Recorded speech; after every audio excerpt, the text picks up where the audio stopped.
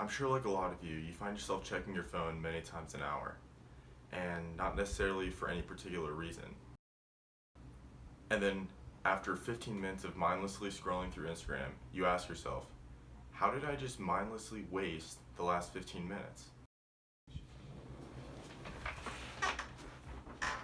I know I personally used to do this, and it's become an issue for many of my friends.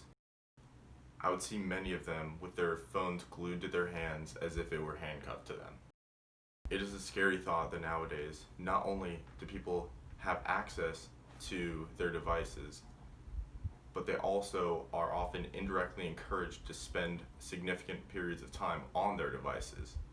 The amount of time that I can find myself wasting time on my phone can be very frightening. One of my friends in particular will spend over 6 hours a day on his phone, just mindlessly swiping through various social media apps in an unconscious drift into an abyss.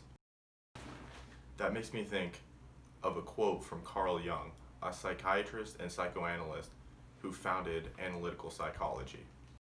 Until you make the unconscious conscious, it will direct your life and you will call it fate. I see it as one of the defining conflicts of our current age, social media addiction. I want to help people take off the shackles of this enigmatic enemy that many people take with them, and it's probably in your hand or pocket right now. First of all, I want to make it very clear that social media is in its core designed to keep people on the app for as long as possible. And then, once you're off the app, it will send you notifications to try to get you back onto the app. It does this by hacking your brain. The reason why people get addicted to drugs, alcohol, and gambling are because when they're indulging themselves in those, their brain will release a powerful neurotransmitter called dopamine. Dopamine is intensely pleasurable and encourages us to come back for more.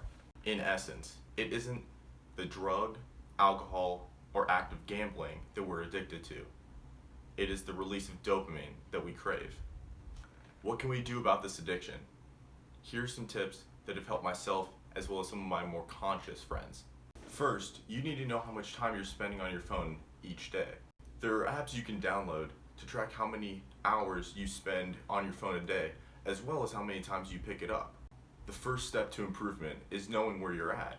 So whether you spend half an hour or half a day on your phone, you need to know your baseline. Now that you know how much you're on your device, you now have the power to change it. Make a hard goal that you won't pick your phone up more than X amount of times and spend X amount of minutes on your phone in a day. To help you do this, plan specific times in the day where you will check your phone or other devices.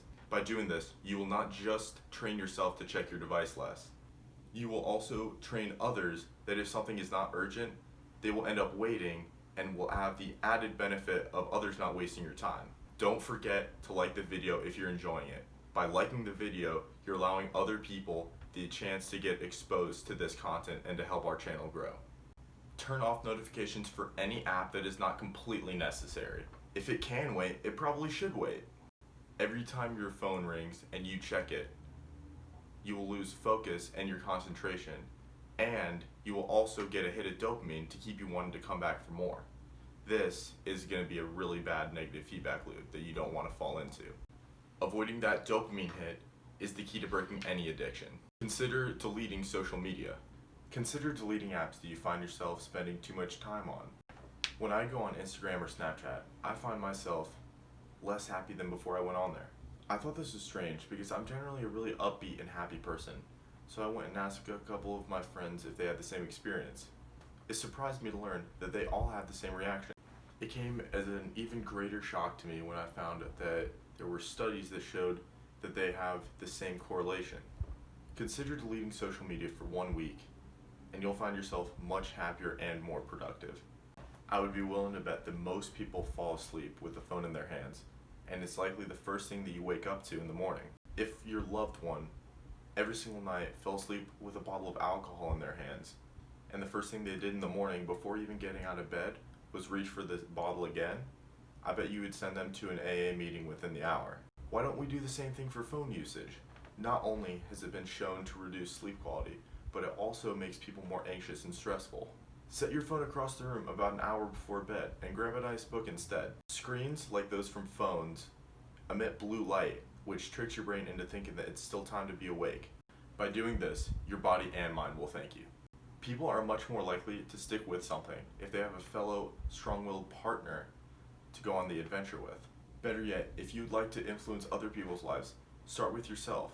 Keep in mind that you have to lead by example, so improve yourself to be able to influence others. The 12th step of the AA's 12-step plan is basically to pay it forward. This is by far the most powerful step in the entire program. So make sure you pay it forward and it will be mutually beneficial to both of you. Remember, knowledge is useless without action, so take action now.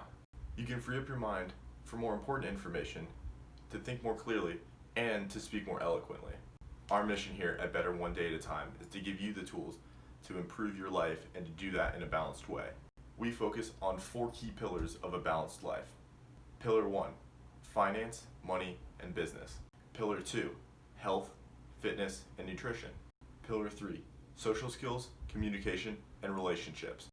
Pillar 4, mental and emotional strength. Balancing these 4 pillars is the answer to a fulfilling and enjoyable life. Please share our video and channel to somebody to lend a helping hand. Also, subscribe for future content and like and comment if you enjoyed. Don't forget to be better one day at a time, and I'll see you all in the next video.